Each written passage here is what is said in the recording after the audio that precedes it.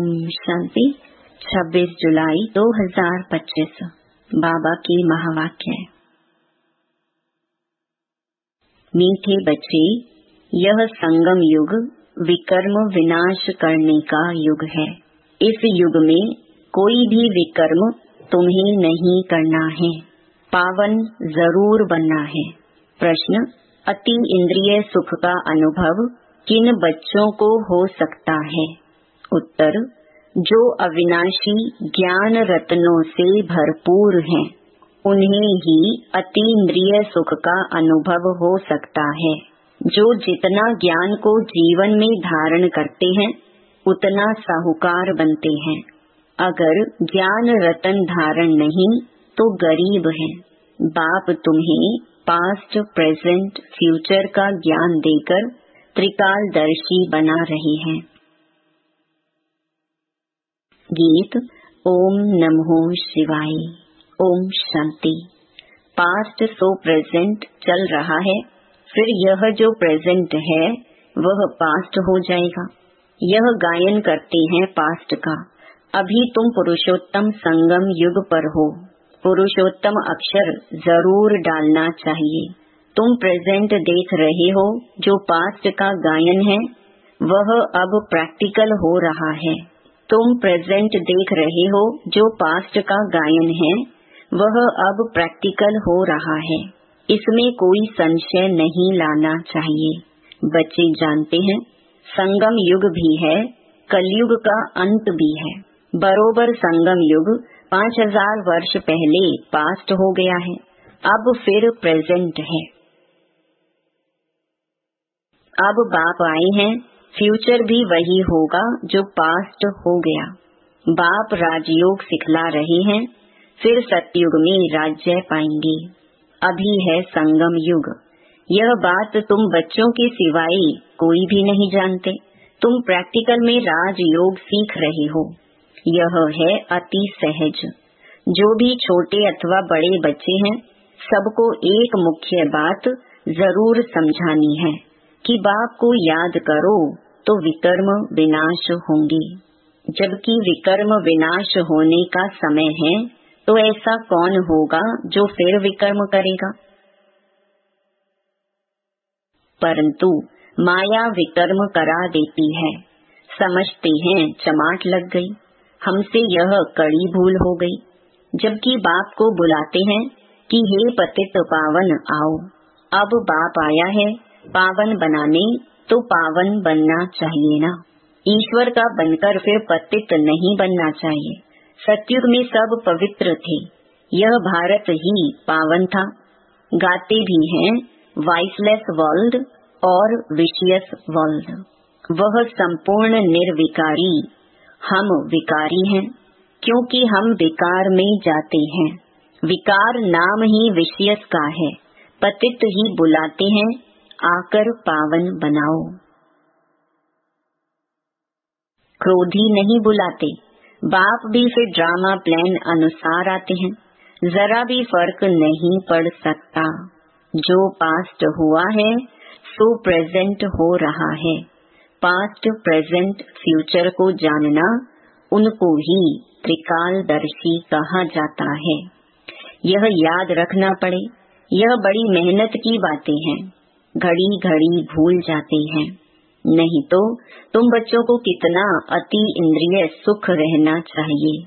तुम यहाँ अविनाशी ज्ञान धन से बहुत बहुत साहूकार बन रहे हो। जितनी जिसकी धारणा है वह बहुत साहूकार बन रहे हैं, परंतु नई दुनिया के लिए। तुम जानते हो, हम जो कुछ करते हैं सो फार फ्यूचर नई दुनिया के लिए। बाप आए ही हैं नई दुनिया की स्थापना करने, पुरानी दुनिया का विनाश करने। हूबहू कल्प पहले मिसल ही होगा। तुम बच्चे भी देखेंगे, नेचुरल कैलामिटीज भी होनी है। अर्थक्वेक हुई और खत्म। भारत में कितनी अर्थक्वेक होगी? हम तो कहते हैं यह तो होना ही है। कल्प पहले भी हुआ है, तब तो कहते हैं सोनी द्वारिका नीचे चली गई है। बच्चों को यह अच्छी रीति बुद्धि में बिठाना चाहिए कि हमने 5000 वर्ष पहले भी यह नॉलेज ली थी। इसमें जरा भी फर्क नहीं। बाबा 5000 वर्ष पहले भी हमने आपसे वर्षा लिया था। हमने अनेक बार आपसे वर्षा लिया है, उनकी गिनती नहीं हो सकती। कितने बार तुम विश्व के मालिक बनते हो, फिर फकीर बनते हो। इस समय भारत पूरा फकीर है। तुम लिखते भी हो ड्रामा प्लान अनुसार। वह ड्रामा अक्षर नहीं कहते, उनका प्लान ही अपना है। तुम कहते हो ड्रामा के प्लान अनुसार हम फिर से स्थापना कर रहे हैं। 5000 वर्ष पहले मुहाफिक, कल्प पहले जो कर्तव्य किया था सो अब भी श्रीमत द्वारा करते हैं। श्रीमत द्वारा ही शक्ति लेते हैं। शिव शक्ति नाम भी है ना, तो तुम शिव शक्तियाँ देवियाँ हो, जिनका मंदिर में भी पूजन होता है। तुम ही देवियाँ हो जो फिर विश्व का राज्य पाती हो। जगदम्बा को देखो कितनी पूजा है, अनेक नाम रख दिए हैं। है तो एक ही, जैसे बाप भी एक ही शिव है। तुम भी विश्व को स्वर्ग बनाते हो तो तुम्हारी पूजा होती है। अनेक देवियाँ हैं, लक्ष्मी की कितनी पूजा करते हैं। दीपमाला के दिन महालक्ष्मी की पूजा करते हैं। वह हुई हेड, महाराजा महारानी मिलाकर महालक्ष्मी कह देते हैं। उसमें दोनों आ जाते हैं। हम भी महालक्ष्मी की पूजा करते थे। धन वृद्धि को पाया तो समझेंगे महालक्ष्मी की कृपा हुई। बस हर वर्ष पूजा करते हैं। अच्छा, उनसे धन मांगते हैं, देवी से क्या मांगे। तुम संगम युगी देवियाँ स्वर्ग का वरदान देने वाली हो। मनुष्यों को यह पता नहीं है कि देवियों से स्वर्ग की सब कामनाएं पूरी होती हैं। तुम देवियाँ हो ना, मनुष्यों को ज्ञान दान करती हो, जिससे सब कामनाएं पूर्ण कर देती हो। बीमारी आदि होगी तो देवियों को कहेंगे ठीक करो, रक्षा करो। अनेक प्रकार की देवियाँ हैं। तुम हो संगम युग की शिव शक्ति देवियाँ। तुम ही स्वर्ग का वरदान देती हो। बाप भी देते हैं, बच्चे भी देते हैं, महालक्ष्मी दिखाते हैं, नारायण को गुप्त कर देते हैं। बाप तुम बच्चों का कितना प्रभाव बढ़ाता है। देवियाँ 21 जन्म के लिए सुख की सब कामनाएं पूरी करती हैं। लक्ष्मी से धन मांगते हैं। धन के लिए ही मनुष्य अच्छा धंधा आदि करते हैं। तुमको तो बाप आकर सारे विश्व का मालिक बनाते हैं, अथाह धन देते हैं। श्री लक्ष्मी नारायण विश्व के मालिक थे, अभी कंगाल हैं। तुम बच्चे जानते हो राजाई की फिर कैसे धीरे धीरे उतरती कला होती है। पुनर्जन्म लेते लेते कला कम होते होते अभी देखो कैसी हालत आकर हुई है। यह भी नई बात नहीं। हर 5000 वर्ष बाद चक्र फिरता रहता है। अभी भारत कितना कंगाल है। रावण राज्य है, कितना ऊंच नंबर 1 था, अभी लास्ट नंबर है। लास्ट में ना आए तो नंबर 1 में कैसे जाएं? हिसाब है ना। धीरज से अगर विचार सागर मंथन करें तो सब बातें आप ही बुद्धि में आ जाएंगी। कितनी मीठी मीठी बातें हैं। अभी तो तुम सारे सृष्टि चक्र को जान गए हो। पढ़ाई सिर्फ स्कूल में नहीं पढ़ी जाती। टीचर सबक लेसन देते हैं घर में पढ़ने के लिए, जिसको होमवर्क कहते हैं। बाप भी तुमको घर के लिए पढ़ाई देते हैं। दिन में भल धंधा आदि भी करो, शरीर निर्वाह तो करना ही है। अमृत वेले तो सबको फुर्सत रहती है। सवेरे सवेरे 2-3 बजे का टाइम बहुत अच्छा है। उस समय उठकर बाप को प्यार से याद करो। बाकी इन विकारों ने ही तुम्हें आदि मध्य अंत दुखी किया है। रावण को जलाते हैं परंतु इसका भी अर्थ कुछ नहीं जानते। बस सिर्फ परंपरा से रावण को जलाने की रस्म चली आई है। ड्रामा अनुसार यह भी नोंद है, रावण को मारते आए हैं, परंतु रावण मरता ही नहीं। अभी तुम बच्चे जानते हो यह रावण को जलाना बंद कब होगा। तुम अभी सच्ची सच्ची सत्यनारायण की कथा सुनते हो। तुम जानते हो कि हमको अभी बाप से वर्षा मिलता है। बाप को ना जानने कारण ही सब निधन के हैं। बाप जो भारत को स्वर्ग बनाते हैं उनको भी नहीं जानते हैं। यह भी ड्रामा में नोंद है। सीढ़ी उतरते तमो प्रधान बने तब तो फिर बाप आए, परंतु अपने को तमो प्रधान समझते थोड़ी हैं। बाप कहते हैं इस समय सारा झाड़ जर्जरीभूत अवस्था को पाया है, एक भी सतो प्रधान नहीं। सतो प्रधान होते ही हैं शांति धाम और सुख धाम में, अभी हैं तमो प्रधान। बाप ही आकर तुम बच्चों को अज्ञान नींद से जगाते हैं, तुम फिर औरों को जगाते हो, जगते रहते हैं। जैसे मनुष्य मरते हैं तो उनका दीवा जलाते हैं कि रोशनी में आ जाएं। अब यह है घोर अंधियारा। आत्माएं वापस अपने घर जा न सके। भल दिल होती है दुख से छूटे, परंतु एक भी छूट नहीं सकते। जिन बच्चों को पुरुषोत्तम संगम युग की स्मृति रहती है वह ज्ञान रत्नों का दान करने बिना रह नहीं सकते। जैसे मनुष्य पुरुषोत्तम मास में बहुत दान पुण्य करते हैं, ऐसे इस पुरुषोत्तम संगम युग में तुम्हें ज्ञान रत्नों का दान करना है। यह भी समझते हो स्वयं परम पिता परमात्मा पढ़ा रहे हैं, श्री कृष्ण की बात नहीं। श्री कृष्ण तो है सतयुग का पहला प्रिंस, फिर तो वह पुनर्जन्म लेते आते हैं। बाबा ने पास्ट प्रेजेंट फ्यूचर का भी राज समझाया है। तुम त्रिकालदर्शी बनते हो और कोई त्रिकालदर्शी बना नहीं सकते सिवाय बाप के। सृष्टि के आदि मध्य अंत का ज्ञान बाप को ही है, उनको ही ज्ञान का सागर कहा जाता है। ऊंच ते ऊंच भगवान ही गाया है, वही रचता है। हेवनली गॉड फादर अक्षर बड़ा क्लियर है, हेवन स्थापन करने वाला। शिव जयंती भी मनाते हैं, परंतु वह कब आए, क्या किया, यह कुछ भी नहीं जानते। जयंती के अर्थ का ही पता नहीं तो फिर मनाकर क्या करेंगे। यह भी ड्रामा में सब है।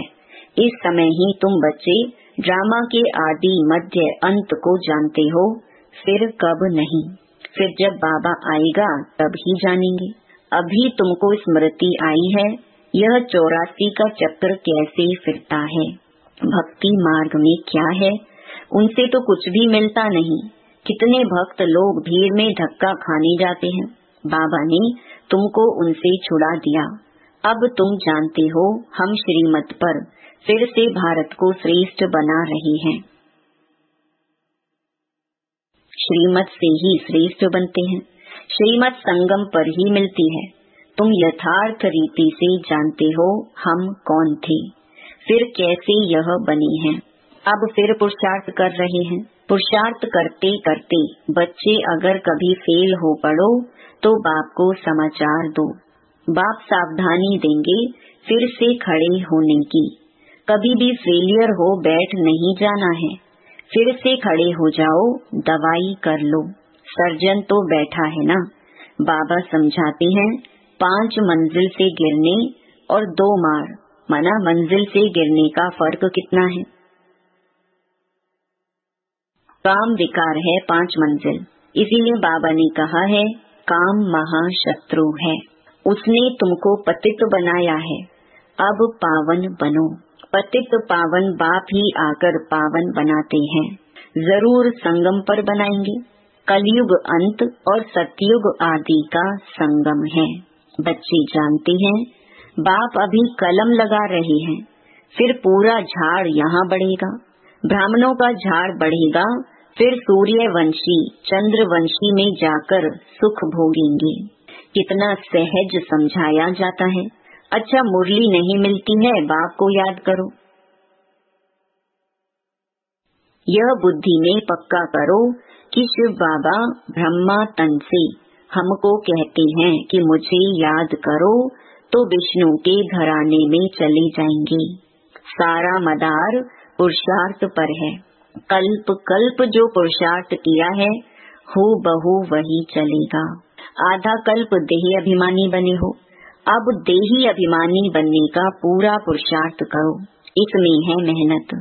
पढ़ाई तो सहज है, मुख्य है पावन बनने की बात। बाप को भूलना यह तो बड़ी भूल है। देह अभिमान में आने से ही भूलते हो। शरीर निर्वाह अर्थ धंधा आदि भल 8 घंटा करो, बाकी 8 घंटा याद में रहने के लिए पुरुषार्थ करना है। वह अवस्था जल्दी नहीं होगी। अंत में जब यह अवस्था होगी तब विनाश होगा। कर्मातीत अवस्था हुई तो फिर यह शरीर ठहर नहीं सकेगा, छूट जाएगा, क्योंकि आत्मा पवित्र बन गई ना। जब नंबरवार कर्मातीत अवस्था हो जाएगी तब लड़ाई शुरू होगी। तब तक रिहर्सल होती रहेगी। अच्छा, मीठे मीठे सिकिलधे बच्चों प्रति माता पिता बाप दादा का याद प्यार और गुड मॉर्निंग। रूहानी बाप की रूहानी बच्चों को नमस्ते। धारणा के लिए मुख्य सार। पहला, इस पुरुषोत्तम मास में अविनाशी ज्ञान रत्नों का दान करना है। अमृत वेले उठ विचार सागर मंथन करना है। श्रीमत पर शरीर निर्वाह करते हुए बाप ने जो होमवर्क दिया है वह भी जरूर करना है। दूसरा, पुरुषार्थ में कभी रुकावट आए तो बाप को समाचार देकर श्रीमत लेनी है। सर्जन को सब सुनाना है। विकर्म विनाश करने के समय कोई भी विकर्म नहीं करना है। वरदान, अखंड योग की विधि द्वारा अखंड पूज्य बनने वाली श्रेष्ठ महान आत्मा भव। आजकल जो महान आत्माएं कहलाती हैं उन्हों के नाम अखंडानंद आदि रखते हैं, लेकिन सब में अखंड स्वरूप तो आप हो। आनंद में भी अखंड, सुख में भी अखंड। सिर्फ संग दोष में न आओ। दूसरे के अवगुणों को देखते सुनते डोंट केयर करो तो इस विशेषता से अखंड योगी बन जाएंगे। जो अखंड योगी हैं वही अखंड पूज्य बनते हैं। तो आप ऐसी महान आत्माएं हो जो आधा कल्प स्वयं पूज्य स्वरूप में रहती हो और आधा कल्प आपके जड़ चित्रों का पूजन होता है। स्लोगन, दिव्य बुद्धि ही साइलेंस की शक्ति का आधार है। अव्यक्त इशारे, संकल्पों की शक्ति जमा कर श्रेष्ठ सेवा के निमित्त बनो। जो अपनी सूक्ष्म शक्तियों मन बुद्धि को हैंडल कर सकता है वह दूसरों को भी हैंडल कर सकता है। इसीलिए स्व के ऊपर कंट्रोलिंग पावर, रूलिंग पावर हो तो यही यथार्थ हैंडलिंग पावर बन जाती है। चाहे अज्ञानी आत्माओं को सेवा द्वारा हैंडल करो, चाहे ब्राह्मण परिवार में स्नेह संपन्न संतुष्टता संपन्न व्यवहार करो, दोनों में सफल हो जाएंगे। ओम शांति।